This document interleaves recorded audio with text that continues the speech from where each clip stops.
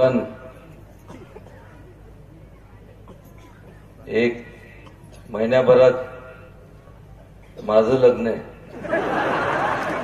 आणि एक 3-4 महिन्यानंतर या सगळ्यांचं लग्न आहे.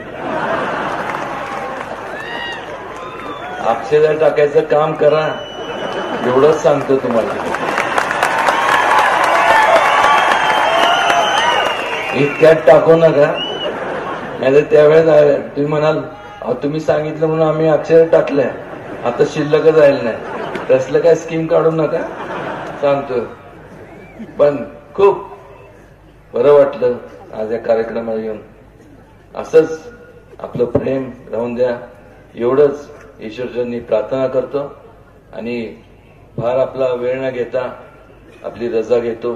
त्यांनी आपल्याला सांगतो, तुम्ही आणि तुमच्या मंत्रिमंडळातल्या सर्व पदाधिकाऱ्यांनी जे आजपर्यंत जे निर्णय घेतले ते यापूर्वी कधी निर्णय कोणी घेतले गेले. घोषणा भरपूर झाल्या पण अंमलबजावणी झाली नाही. आपण केली, त्यामुळं भविष्य काळात ज्या वेळेस तुमचे काळाचे पांढरे होतील, तुम्ही कलप करताय ठीक आहे, माझी पण तीच अवस्था आहे.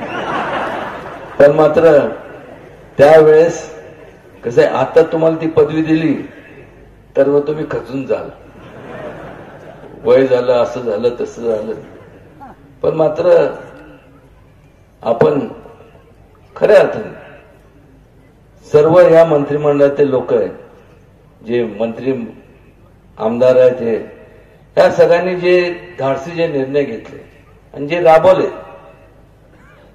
त्याचं कौतुक हे केलंच पाहिजे. मगाशी मी विचार करत होतो, शंभूराज त्यांचं भाषण म्हणजे काय, असं तसं हे ते दादा कोंडके म्हणायचं इंटरनॅशनल फालम फोक, तेच बघत होतो मी. त्यामुळं काय त्यांच्या भाषणाची तोडच नाही. पण सारखं भारतीय जनता पक्ष, शिवसेना, आणि त्यात मी एका बाजूला बापू, एका बाजूला मुख्यमंत्री. मी आपलं उंदरासारखं गप बसलो. म्हणलं आपण कुठल्या पक्षात आहे तेच मला कळणं झालं आणि काय करता हेच कळणार. मी म्हणलं आता काय करायचं काय, म्हणलं शंभूला आता म्हणलं कधीतरी नाही सापडलं नाही तो मला गाठणार, त्याची काळजी करू नका तुम्ही.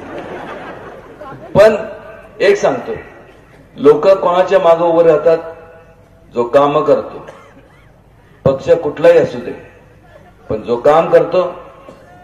आणि आज अभिमानाने सांगावंसं वाटतं, युवराज दुर्गा